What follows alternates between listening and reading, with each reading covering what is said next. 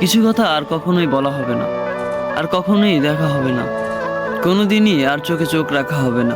তুমি আমায় ভালো নাই বেসে আমার প্রিয়, তবে আমি তোমায় ভালোবেসে হয়ে গেলাম তোমার অপ্রিয়। তুমি আমার অনেক শখের, অনেক মূল্যবান একজন মানুষ, তবে আর কোনো কালেই তোমাকে পাওয়া হবে না, কোনো কালেই তুমি আমার হবে না। তবে আমার থেকে কেউ তোমাকে বেশি ভালোবাসেনি, আমার মতো কেউ তোমাকে কখনো ভালোবাসতে পারবে না।